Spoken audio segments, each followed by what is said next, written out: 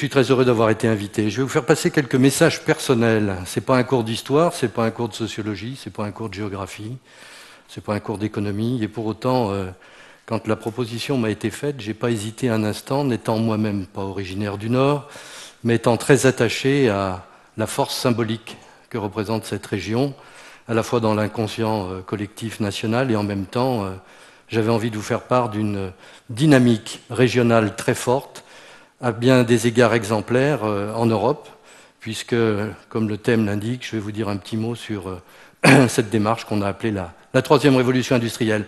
Alors, peut-être quelques contrastes pour bien montrer que le regard est quelque chose d'important. Je vais demander la première image. Vous le voyez, c'est un peu l'image traditionnelle que l'on connaît du Nord, avec donc un carreau de mine, une fosse très intéressante, très emblématique. Vous allez voir dans un instant une autre photo, mais mes deux commentaires. Le premier pour dire que l'histoire minière française, elle n'est pas si lointaine que ça. Ça a commencé il y a longtemps, sous Louis XIV. Ça s'est terminé il y a peu. J'ai rencontré des gens dont les parents étaient encore mineurs, et si vous allez visiter le musée de la mine, vous pouvez aussi rencontrer des mineurs. Les mines ont fermé en France en 1990. Certes, elles avaient commencé à décliner, mais la tradition du charbon, avec tout ce que ça suppose de vie ouvrière, de vie sociale très particulière, et puis, je le disais, dans l'inconscient collectif national, et bien évidemment dans l'inconscient collectif régional, la place particulière de la mine dans l'histoire de la France et dans l'histoire de l'économie française. Alors, par contraste, je vais vous montrer une deuxième image, c'est celle du Louvre-Lens. C'est ce qu'il y a aujourd'hui sur ce même carreau de mine. Si vous visitez le Nord-Pas-de-Calais, si vous visitez le bassin minier, vous pouvez voir cette magnifique réalisation faite par deux architectes japonais, Sana et Sana. Et alors vous allez me dire, mais ça n'a rien à voir. Et on rejoint là notre thème du regard. Au fond, on peut se demander quelle idée d'implanter le Louvre-Lens. Le Louvre, en plus, le côté emblématique de la culture française, de la culture internationale, l'image de la France, le regard de la France dans le monde à travers son histoire. Eh bien, c'est la rencontre improbable de plusieurs personnes, le conservateur du Louvre de l'époque, le président du conseil régional, et puis, peut-être le plus important, la volonté de donner de cette région une autre image que celle que l'on pouvait avoir à partir de l'histoire industrielle du Nord et du Pas-de-Calais. Le Louvre-Lens, c'est à l'opposé de ce que vous avez pu voir en première image, c'est l'image non pas du noir mais du blanc, c'est l'image non pas du sombre mais de la transparence, et c'est la deuxième image que vous voyez là, cette galerie du temps, si vous la visitez, vous verrez que l'approche muséographique est tout à fait différente de l'approche muséographique classique que l'on a, entre autres, au Louvre, avec des salles dédiées, et où l'on regarde l'Égypte, on regarde le XVIIIe siècle, on regarde la peinture du XIXe. Ici, cette magnifique arête architecturale abrite ce qu'on appelle la galerie du temps, où tous ceux qui, parce qu'ils n'ont pas eu la chance d'avoir des parents qui les ont conduits au musée, parce qu'ils n'ont pas eu la chance d'avoir une scolarisation poussée, parce qu'ils n'ont pas eu la chance de faire cette démarche culturelle très particulière, peuvent découvrir à travers cette marche dans le temps l'histoire de la culture, non seulement de la France, mais de l'Europe, de tout le bassin méditerranéen, et puis du monde entier, puisqu'il y a des expositions qui sont consacrées aux arts de tous les continents. Donc, le Louvre-Lens, c'est, je le disais, une rencontre improbable entre plusieurs personnes qui se sont dit « on va changer l'image de notre région ». Et pour changer l'image de notre région, il faut que la culture nous permette d'accélérer ce changement. Et c'est la décision qui a donc été prise d'implanter sur cette même fosse de mine que vous avez vue, j'ai mon micro qui s'en va, ce magnifique objet architectural. Qu'est-ce que ça peut signifier dans l'idée que l'on a d'une région et dans le souhait que les édiles locaux, que les membres de la communauté économique ont d'une région?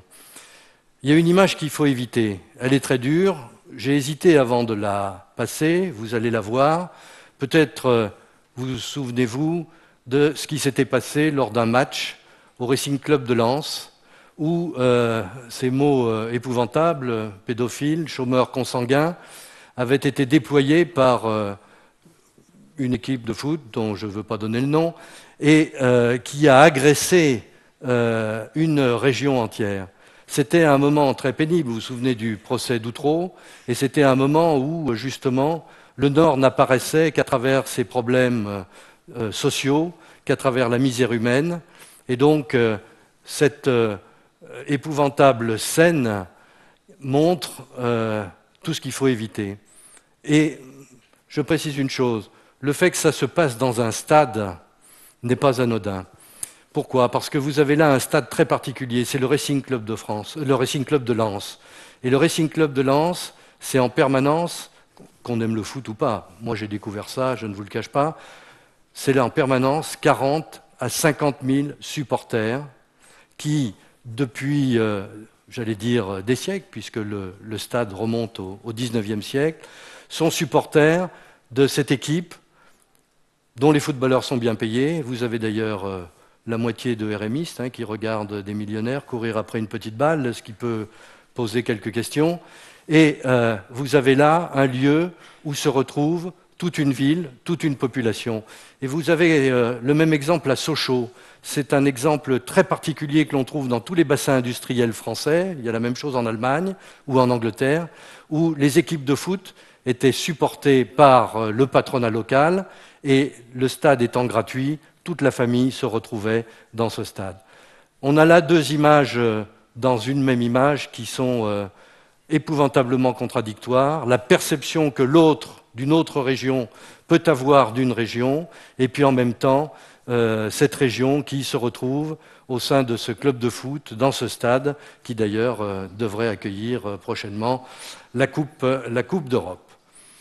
Alors, vous allez me dire, bon, la troisième révolution industrielle dans tout ça, qu'est-ce qu'elle a à voir? Vous voyez que là, l'image choisie, outre le fait que ça fait de la publicité pour les 4 organismes que je dirige, c'est une volonté farouche d'une région entière de revoir complètement son image, de redéfinir complètement la perception que les autres peuvent avoir de cette région. Alors, c'est quoi la troisième révolution industrielle?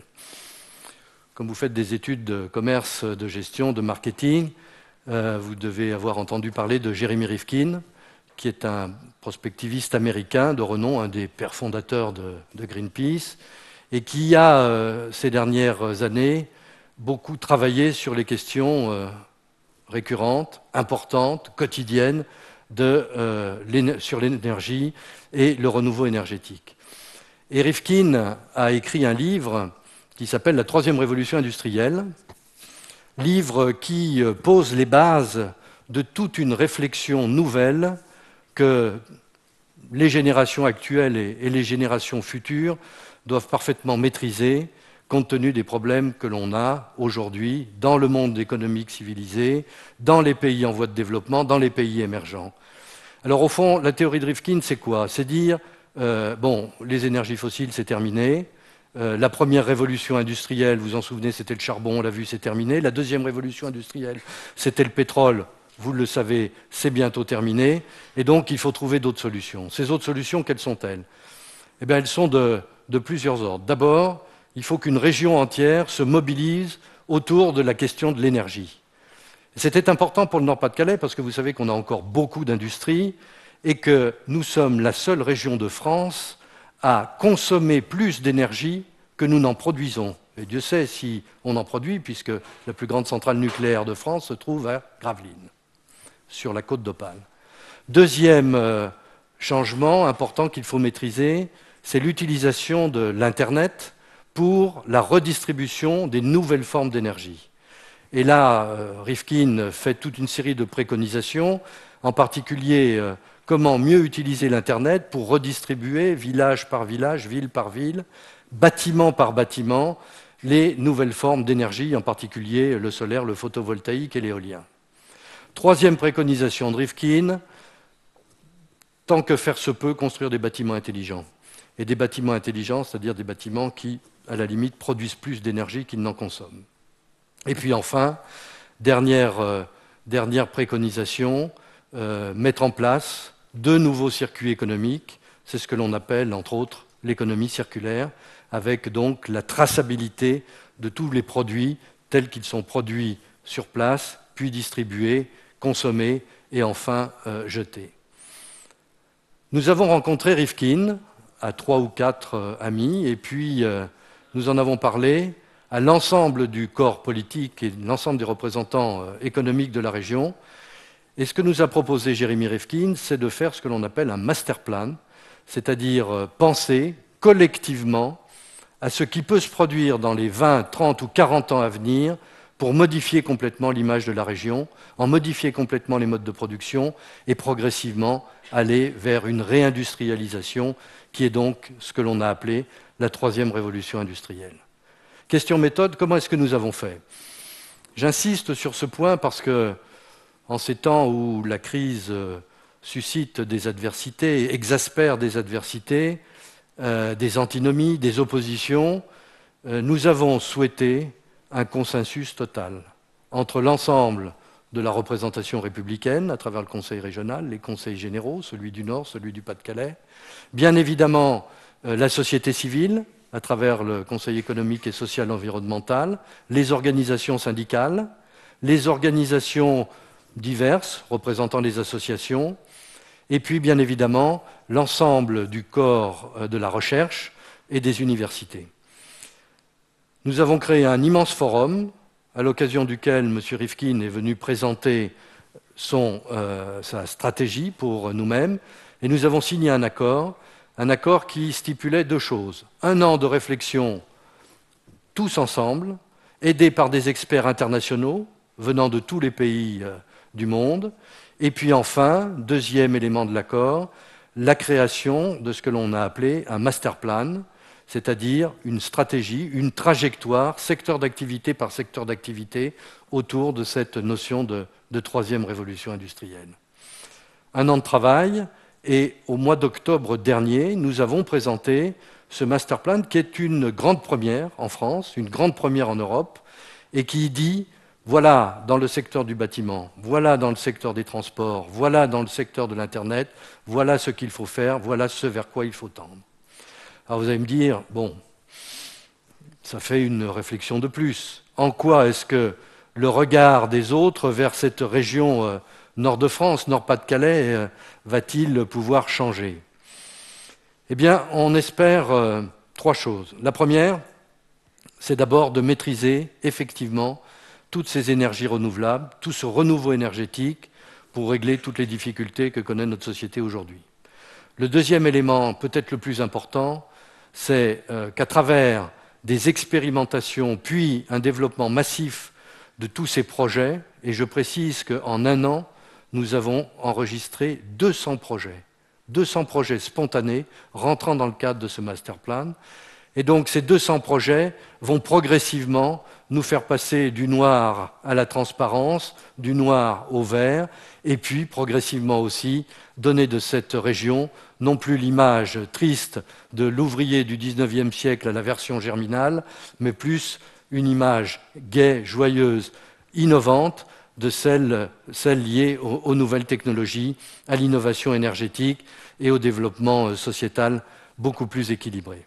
Et puis enfin, 3e et dernier élément non négligeable, faire en sorte que toute la population adhère. Alors pour ce faire, on a plusieurs leviers. Il y a le levier politique, pas de commentaire particulier sur ce point. Il y a le levier éducatif. Toutes les écoles ont été mobilisées autour de ce thème de la troisième révolution industrielle. Il y a le levier du monde économique. Moi, par exemple, mes équipes, 1200 personnes, ont toutes été rencontrer les entreprises pour leur expliquer les enjeux de la troisième révolution industrielle. Nous avons rencontré 6700 entreprises en 1 semaine. Nous allons refaire la même opération dans quelques mois, et ceci pour expliquer, pour susciter l'adhésion. Et puis enfin, au niveau quotidien, pour la vie de tous, bien évidemment, l'incidence sur le bien-être des individus, les écoquartiers, l'incidence sur le bien-être des personnes et des familles, les mobilités douces, etc., etc. Tout ceci devrait nous conduire, à travers ce master plan, en 2050, à une réorganisation totale de notre région, donc à une image totalement différente de celle que l'on peut avoir aujourd'hui. Et je termine par là en disant que certains films, même s'ils sont drôles, je pense à Bienvenue chez les Ch'tis, qui permettent une vulgarisation, et j'ai été le premier à en rire, donnent une image erronée, passéiste d'une région qui se caractérise aujourd'hui parce qu'au cœur de l'Europe du Nord, au cœur de ce que l'on appelle le capitalisme rhénan, donne une image de dynamisme et de bien-être pour chacun de ses habitants. On n'a pas le modèle scandinave dans le Nord-Pas-de-Calais, mais on n'a pas non plus le modèle méditerranéen. On est un peu entre les deux, et ce que nous a aidé à faire Jérémy Rifkin à travers son master plan, c'est peut-être de donner une autre image à travers donc cette troisième révolution que nous entendons tous réussir. Voilà, venez, je ne peux que vous inviter. Le Louvre, c'est bien, le Louvre-Lens, c'est mieux, et venez voir comment la troisième révolution industrielle, progressivement, va se mettre en marche de manière visible dans cette région qui est beaucoup moins montagneuse que celle dans laquelle nous sommes aujourd'hui, mais qui a d'autres avantages à travers ces modestes montagnes que sont les terrils qui demeurent. Merci à vous.